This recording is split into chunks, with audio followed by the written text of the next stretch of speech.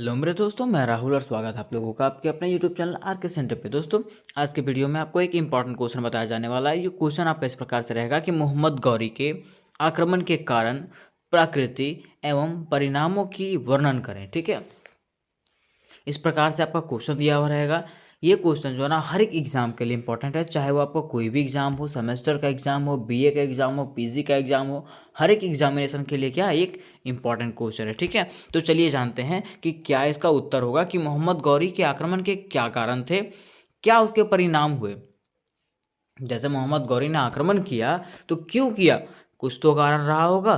तो सबसे पहले हम लोग इसमें जानेंगे कि मोहम्मद गौरी कौन थी। ठीक है, मोहम्मद गौरी कौन थे। ठीक है, अब देखिए बात करें अगर मोहम्मद गौरी के बारे में, तो मोहम्मद गौरी देखिए बताया गया है, मोहम्मद गौरी एक महात्वाकांक्षी एवं कट्टर मुस्लिम शासक था। कौन था? तो मोहम्मद गौरी कौन था? एक महत्वाकांक्षी एवं कट्टर मुस्लिम शासक था। वह जो है गजनी और हीरत के बीच में, वह गजनी और हीरत के बीच में एक जगह स्थित था, गौर प्रदेश, वहाँ का वो निवासी था। कौन? मोहम्मद गौरी। ठीक है, उसका वास्तविक नाम, अगर उसका वास्तविक नाम जानने की बात करें, अगर सही नाम जानने की बात करें तो क्या था? मोइनुद्दीन मोहम्मद गौरी था। क्या था? मोइनुद्दीन मोहम्मद गौरी था, जिसको शहाबुद्दीन गौरी के नाम से भी जानते थे। बताया जाता है कि महमूद महमूद गजनवी के मृत्यु के बाद, महमूद गजनवी आप लोग जानते होंगे, महमूद गजनवी के मृत्यु के बाद गौरी के भाई गयासुद्दीन ने 1174 ईस्वी में गजनी पर अधिकार कर लिया। जैसे ही महमूद गजनवी का मृत्यु हुआ तो उसके भाई गयासुद्दीन ने क्या किया? 1174 ईस्वी में गजनी पर क्या किया? अधिकार कर लिया। ठीक है, और गजनी का शासन प्रबंधन जो है ना, उसका उत्तरदायित्व तो किसको सौंप दिया? मोहम्मद गौरी को सौंप दिया कि तुम क्या करो, यहाँ का शासन प्रबंधन को संभालो। ठीक है, बताया जाता है कि मोहम्मद गौरी जीवन प्रयत्न अपने भाई गयासुद्दीन के प्रति निष्ठावान रहा। ठीक है, मतलब बताया जाता है कि मोहम्मद गौरी जो था, हमेशा जो था ना, अपने भाई गयासुद्दीन के प्रति निष्ठावान था, मतलब कभी भी गद्दारी उससे किया नहीं था। कौन? मोहम्मद गौरी। ठीक है, इस प्रकार से यहाँ पे इसका भूमिका हो गया। अब चलिए इसके आगे जानते हैं। यहाँ तक हम लोगों ने इसके परिचय को जान लिया, इसके भूमिका को जान लिया कि मोहम्मद गौरी कौन थी। ठीक है, अब देखिए उसके आक्रमण, जैसे मोहम्मद गौरी आक्रमण किया था तो उसका क्या कारण था, क्या किस उद्देश्य से वो आक्रमण किया था। तो देखिए बताया गया है कि मोहम्मद गौरी अत्यंत महत्वाकांक्षी शासक था। जैसा कि हम सब जानते हैं, मोहम्मद गौरी कौन था? एक अत्यंत महत्वाकांक्षी शासक था, और भारत पर उसका आक्रमण करने का कारण और उद्देश्य इस प्रकार से है। मतलब भारत पर वो आक्रमण क्यों किया था, उसके पीछे कुछ कारण तो रहा होगा ना, तो उसके कारण नीचे दिया हुआ। ठीक है, देखिए भारत पर आक्रमण करने का सबसे पहला कारण था उसका अपने साम्राज्य की सीमा बढ़ाना। वो अपने साम्राज्य की सीमा का विस्तार करना चाह रहा था। कौन? मोहम्मद गौरी। वो चाह रहा था कि मेरा साम्राज्य जो है दूर दूर तक फैला रहे। ठीक है, उसके बाद मुल्तान पर अपना प्रभुत्व स्थापित करना। मुल्तान राज्य पे जो है ना, राजधानी पे जो क्या चाह रहा था कि मेरा क्या रहे? प्रभुत्व रहे। ठीक है, आगे बताया गया कि भारत से अतुल धनराशि प्राप्त करना। वो भारत को लूटना चाहता था, यहाँ के धनराशियों को प्राप्त करना चाहता था। कौन? मोहम्मद गौरी। आगे बताया गया कि भारत में इस्लाम धर्म का प्रसार करना एवं मूर्ति पूजा का विनाश करना। वो भारत में इसलिए घुसना चाह रहा था, भारत पे इसलिए आक्रमण करना चाह रहा था क्योंकि यहाँ पे जो है ना, वो चाह रहा था कि इस्लाम धर्म रहे, हिंदू धर्म को खत्म करके, हिंदू धर्म के मूर्तियों को खत्म करके, मूर्ति पूजा को विनाश करके यहाँ पे इस्लाम धर्म का प्रचार करना चाहता था, प्रसार करना चाहता था मोहम्मद गौरी। आगे बताया गया है पांचवा में, इसका पांचवा कारण, क्या कारण था, उद्देश्य क्या था इसका। ठीक है, मध्य एशिया में अपने शत्रु ख्वारिज्म के शासक का अंत करने के लिए सुदृढ़ भारतीय साम्राज्य की स्थापना करना। ठीक है, मध्य एशिया में जो उसका शत्रु था, उसका जो दुश्मन था, ठीक है, उसका अंत करने के लिए भारतीय साम्राज्य का स्थापना कर रहा था वो। ठीक है, वो सुदृढ़ मतलब मजबूत भारतीय साम्राज्य का स्थापना कर रहा था, यहीं से वो क्या करता, उसको खत्म करता। ठीक है, सिक्स कारण क्या था, छठा कारण क्या था? तो महमूद गजनवी के अंतिम उत्तराधिकारी मलिक खुसरो को समाप्त करना। ठीक है, उसका मेन कारण क्या था, छठा कारण क्या था कि महमूद गजनवी का जो अंतिम उत्तराधिकारी था, ठीक है, मलिक खुसरो, उसको क्या करना, अंत करना, उसको समाप्त करना। ठीक है, ये उसका कारण था, वो भारत में इसलिए आक्रमण किया था।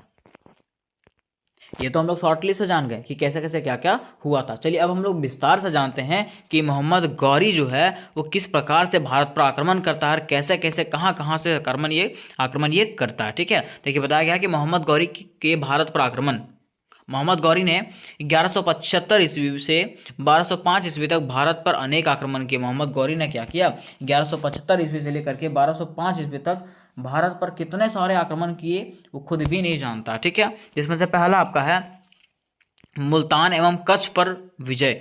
इसने क्या किया, मुल्तान पे और कच्छ पे क्या किया था, आक्रमण किया था। कैसे, देखिए बताया गया है कि मोहम्मद गौरी ने 1175 ईस्वी में मुल्तान पर आक्रमण किया। उसने भाग्य पर बल दिया, बल मतलब उसने भाग्य के बल पर बड़ी सरलता से मुल्तान पर अधिकार प्राप्त कर लिया था। ठीक है, इसके पश्चात 1176 ईस्वी में उसने कच्छ के दुर्ग पर आक्रमण किया। कहा जाता है कि उसने कच्छ की भट्टी राजा की रानी के पास यह संदेश भिजवाया कि यदि तुम दुर्ग के द्वार को खुलवा दोगी तो मैं तुम्हें अपने पटरानी बना लूंगा। ठीक है, मतलब देखिए मोहम्मद गौरी ने क्या किया, सबसे पहले 1175 ईस्वी में मुल्तान पर आक्रमण कर लिया और उसमें उसका भाग्य ने भी साथ दिया। ठीक है, भाग्य साथ दिया, वो मुल्तान पर कब्जा कर लिया। उसके बाद वो क्या किया, 1176 ईस्वी में फिर से वो क्या किया कि कच्छ के दुर्ग पर आक्रमण कर दिया। ठीक है, और वहाँ के जो रानी थी उसको संदेश भिजवाया कि अगर तुम ये बात को मान जाओगी, ठीक है, अगर ये दुर्ग को तुम मुझे दे दोगी, ठीक है, तो मैं तुमसे क्या कर लूंगा, विवाह कर लूंगा। ठीक है, ऐसा वो बताया था। ठीक है, कौन, मोहम्मद गौरी। उसके बाद आ जाता है कि वहाँ की रानी ने क्या किया, अपने पति के साथ विश्वासघात किया। ठीक है, और मोहम्मद गौरी का साथ दिया। ठीक है, उसमें क्या किया, उसकी जो वहाँ की जो पत्नी थी, वहाँ की जो रानी थी, उसने अपने पति के साथ विश्वासघात किया और मोहम्मद गौरी का साथ दिया। किंतु मोहम्मद गौरी ने उसे धोखा देकर के वहाँ के शासक की हत्या करवा दी और कच्छ के दुर्ग पर अपना आधिपत्य स्थापित कर लिया। उसके बाद क्या हुआ कि मोहम्मद गौरी था क्या, विश्वासघात करने वाला। ठीक है, विश्वासघात किया। ठीक है, और वहाँ के क्या किया, रानी थी उससे छिपा करके उसके पति का हत्या कर दिया। ठीक है, जिसके बाद उसकी जो पत्नी थी, मतलब वहाँ की जो रानी थी, जो उसको क्या किया, बंदी बना करके रख लिया और उसकी पुत्री से वो विवाह कर लिया। ठीक है, ये हो गया। दूसरा में वो क्या किया था, गुजरात के आबू पर्वत पर आक्रमण। कौन किया था, मोहम्मद गौरी क्या किया था, गुजरात के आबू पर्वत पर आक्रमण। देखिए बताया गया है कि कच्छ पे विजय प्राप्त करने के बाद मोहम्मद गौरी ने क्या किया, 1178 ईस्वी में गुजरात पर आक्रमण किया। कहाँ पे, गुजरात पर आक्रमण किया।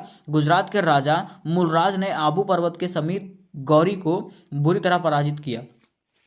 उस समय क्या हुआ कि गुजरात के राजा जो थे मूलराज, उसने क्या किया, आबू पर्वत के समीप में, ठीक है, गौरी को बुरी तरह से पराजित कर दिया था। मोहम्मद गौरी को बुरी तरीके से हरा दिया था। ठीक है, मूलराज से प्राप्त हुआ, गौरी ने अहिलवाड़ा पर आक्रमण किया। ठीक है, मूलराज से प्राप्त हुआ, गौरी ने क्या किया, अहिलवाड़ा पर आक्रमण किया। अहिलवाड़ा का शासक भीमदेव बड़ा वीर और साहसी था। उसने मोहम्मद गौरी का वीरतापूर्वक सामना किया और उसे पराजित कर दिया। ठीक है, जिसके बाद क्या किया, वहां से हारने के बाद उसने जो है अहिलवाड़ा पर आक्रमण किया था मोहम्मद गौरी ने। ठीक है, अब वहां पे आक्रमण करने के बाद वहां का जो शासक था ना, वो भी क्या था, वीर और साहसी था, जिसने क्या कर दिया, मोहम्मद गौरी को फिर से हरा दिया। उसने गौरी को अपने देश से बाहर भगा दिया और उसके अनेक सैनिकों को बंदी बना लिया। ठीक है, उसने क्या किया, मोहम्मद गौरी को अपने देश से बाहर भिजवा दिया। ठीक है, बाहर भगा दिया और उसके सैनिकों को क्या कर लिया, बंदी बना लिया। किसके सैनिकों को, मोहम्मद गौरी को। पूछा जाएगा कि अहिलवाड़ा कि किस राजा ने मोहम्मद गौरी को अपने देश से बाहर भगा दिया था और उसके सैनिकों को बंदी बना लिया था, किसने, भीमदेव बड़ा। ठीक है, किसने, भीमदेव ने, किसने, भीमदेव ने। ठीक है, आगे देखिए, तीसरा पॉइंट आपका है कि पेशावर और पंजाब पर विजय कैसे किया था वो। ठीक है, बताया जाता है गुजरात में पराजित होने के बाद, गुजरात में जब वो पराजित हुआ, हार गया, उसके बाद क्या किया, 1180 ईस्वी में मोहम्मद गौरी ने पेशावर पर आक्रमण किया। ठीक है, उसके बाद क्या किया, जब गुजरात से हार करके आया था, उसके बाद 1180 ईस्वी में मोहम्मद गौरी ने पेशावर पर क्या कर दिया, आक्रमण कर दिया, जहां उसे सफलता मिली और पेशावर पर अपना अधिकार कर लिया। जिसके बाद गुजरात के बाद वो पेशावर पे हमला किया, तो वहाँ पे क्या हुआ, उसको सफलता मिल गया, जिसके बाद वहाँ पे अपना वो अधिकार स्थापित कर लिया। 1185 ईस्वी में मोहम्मद गौरी ने लाहौर पर आक्रमण कर लाहौर के शासक मलिक खुसरो को छलपूर्वक बंदी बना लिया था। इस प्रकार उसने पंजाब पर भी अपना पूर्ण आधिपत्य स्थापित कर लिया था और अपना साम्राज्य को और भी बढ़ा लिया था। ठीक है, देखिए बताया गया है कि पेशावर के बाद उसने क्या किया, लाहौर पर भी आक्रमण कर दिया। ठीक है, जहाँ पे मलिक खुसरो जो था उसको छलपूर्वक, ठीक है, मतलब जैसे होता है ना, छलपूर्वक करके उसको बंदी बना लिया। ठीक है, और बंदी बनाने के बाद वहाँ पे भी अपना सत्ता स्थापित कर लिया। ठीक है, आगे देखिए पॉइंट नंबर 4 में क्या है कि तराइन का प्रथम युद्ध, वो तराइन का युद्ध लड़ा था। क्यों लड़ा था, देखिए बताया गया है कि पंजाब पर पुणे पंजाब पर पुणे पर अधिकार करने के पश्चात, पंजाब के पुणे पर अधिकार करने के पश्चात क्या हुआ था, मोहम्मद गौरी ने दिल्ली के अजमेर राज्य पर आक्रमण करने का विचार किया। ठीक है, अब देखिए पंजाब वो जीत चुका था, पंजाब के जीतने के बाद उसने क्या किया, गौरी ने दिल्ली के अजमेर राज्य पर जो है ना आक्रमण करने का विचार किया। ठीक है, जिस समय मोहम्मद गौरी ने दिल्ली अजमेर राज्य पर आक्रमण किया उस समय चौहान वंश का प्रतापी राजा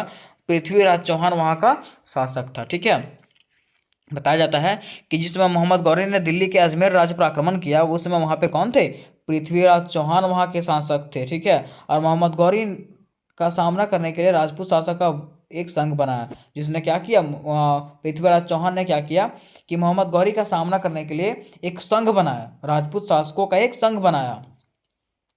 और 1991 ईस्वी में थानेश्वर से 14 मील दूर तराइन नामक स्थान पर मोहम्मद गौरी और राजपूती सेनाओं में घमासान युद्ध हुआ और राजपूतों की वीरता देख करके गौरी के सैनिकों की होश उड़ गया और मोहम्मद गौरी को पराजय का सामना करना पड़ा। ठीक है, उसमें क्या हुआ था, 1191 ईस्वी में थानेश्वर से 14 मील दूर तराइन नामक स्थान पर क्या हुआ था, मोहम्मद गौरी और राजपूती सेनाओं के बीच में युद्ध हुआ था। ठीक है, जिसमें से मोहम्मद गौरी को हार का सामना करना पड़ा, क्योंकि जितने भी राजपूत शासक थे सब लोग एक साथ मिल गए थे, है ना।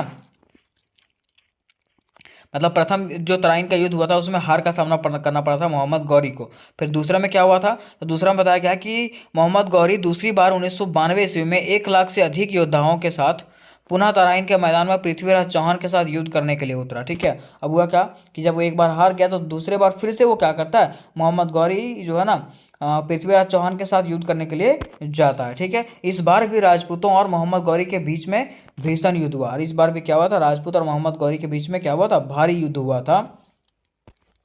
तराइन के इस द्वितीय युद्ध में मोहम्मद गौरी की विजय हुआ और ये युद्ध हुआ था तराइन का द्वितीय युद्ध में, इसमें क्या हुआ था, मोहम्मद गौरी का विजय हो गया था, भाग्य इसका साथ दिया और क्या हुआ, इसका विजय हो गया। कुछ विद्वानों के अनुसार पृथ्वीराज को सुरसूती नामक स्थान पर बंदी बना लिया था। कुछ विद्वान बताते हैं कि मोहम्मद गौरी ने क्या किया था, पृथ्वीराज को सुरसूती नामक स्थान पर बंदी बना लिया और बाद में अजमेर में उसका वध कर दिया, बाद में जो है ना अजमेर में उसको क्या कर दिया, मार दिया।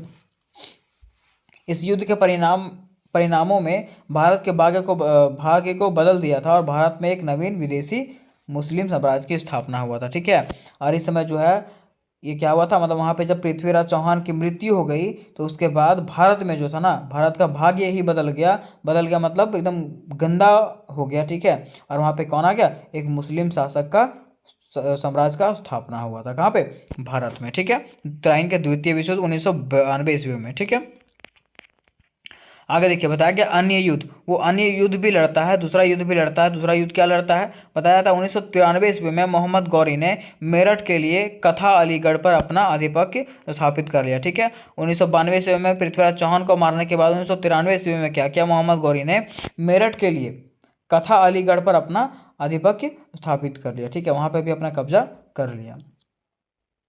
उसके बाद सन 1994 ईस्वी में गौरी ने अपने मित्र कन्नौज के राजा जयचंद पर भी आक्रमण कर दिया। ठीक है, उसके बाद 94 ईस्वी में क्या किया, 1194 ईस्वी में मोहम्मद गौरी ने अपने मित्र कन्नौज के राजा जयचंद पर भी आक्रमण कर दिया और चंद्रावल के युद्ध में जयचंद को मृत्यु के घाट उतार कर कन्नौज पर अपना अधिकार स्थापित कर लिया। ठीक है, मतलब मोहम्मद गौरी किसी का भी नहीं था, वो अपने दोस्त का भी नहीं था, उसको भी वो मार दिया था। ठीक है, और बताया जाता है कि इसके पश्चात मोहम्मद गौरी अपने गुलाम कुतुबुद्दीन ऐबक भारतीय साम्राज्य का वायसराय बना करके गोर प्रदेश लौट गया। ठीक है, उसके बाद क्या किया, मोहम्मद गौरी ने अपने गुलाम क्या था, कुतुबुद्दीन ऐबक को भारतीय साम्राज्य का वायसराय बना दिया था। ठीक है, और वो अपने प्रदेश लौट गया था। ठीक है, जहाँ पे वो शासन कर रहा था। इस प्रकार से इसका आक्रमण था, भारत पे आक्रमण था। ठीक है, देखिए आप जानते हैं मोहम्मद गौरी की मृत्यु, मोहम्मद गौरी की मृत्यु आखिर कैसे हुई, तो बताया जाता है कि 15 मार्च 1206 मई को मोहम्मद गौरी जब अपना देश जा रहे थे, स्वदेश जाते समय कुछ वहाँ के सिया विद्रोहियों जो थे ना, उन लोगों ने क्या किया, उनको मार दिया। किनको, मोहम्मद गौरी को। ठीक है, अब देखिए यहाँ तक उनका मृत्यु हो गया, मृत्यु तक हम लोग जान गए, उनके वो आक्रमण कैसे किए भारत पे, उनका कैसे मृत्यु हो ये हम लोग जान गए। ठीक है, अब हम लोग देखेंगे ना उसका निष्कर्ष कि क्या उसका निष्कर्ष निकला। ये हम लोग हम लोग पढ़े हैं, क्वेश्चन पढ़े हैं, तो क्वेश्चन पढ़ने से क्या निष्कर्ष निकलता है। जैसे कि बताया जाता है कि सभी विवरण से स्पष्ट है कि महमूद गजनवी के आक्रमण का प्रमुख उद्देश्य भारत से धन लूटना था, जबकि मोहम्मद गौरी ने भारत में अपना राजनीतिक प्रभुत्व स्थापित करने के उद्देश्य से आक्रमण किया था। देखिए, अगर बात करें महमूद गजनवी की, ठीक है, तो वो चाह रहे थे ना कि भारत से धन लूटना चाह रहे थे वो महमूद गजनवी, लेकिन मोहम्मद गौरी ने क्या किया, भारत में अपने राजनीतिक प्रभुत्व को स्थापित कर लिया, ठीक है, और यहाँ पे आक्रमण करके वो हर एक सत्ता को अपने हाथों में ले लिया। कौन? मोहम्मद गौरी। अतः महमूद के आक्रमण के परिणाम स्वरूप भारत की आर्थिक दशा बहुत शोचनीय हो गई थी, ठीक है, और मोहम्मद गौरी के आक्रमण के फलस्वरूप भारत में मुसलमानों ने अपनी सत्ता स्थापित कर ली और मोहम्मद गौरी के दास कुतुबुद्दीन ऐबक ने 1206 ईस्वी में भारत में गुलाम वंश की स्थापना की, ठीक है। मतलब यहाँ पे क्या हुआ कि मोहम्मद गौरी जब भारत पर विजय प्राप्त किया, तो भारत पर विजय प्राप्त करने के बाद उसने अपने गुलाम को कुतुबुद्दीन ऐबक को क्या किया, यहाँ का सत्ता दे दिया कि तुम यहाँ का सत्ता संभालो, ठीक है। उसके बाद कुतुबुद्दीन ऐबक ने क्या किया, 1206 ईस्वी में भारत में गुलाम वंश का स्थापना किया, ठीक है। तो इस प्रकार से आपको बता दिया गया कि मोहम्मद गौरी कौन था, ठीक है, और किस प्रकार से वो किस उद्देश्य से भारत में आक्रमण किया था, ठीक है। तो उम्मीद करते दोस्तों कि ये क्वेश्चन आपको बढ़िया समझ में आ गया होगा।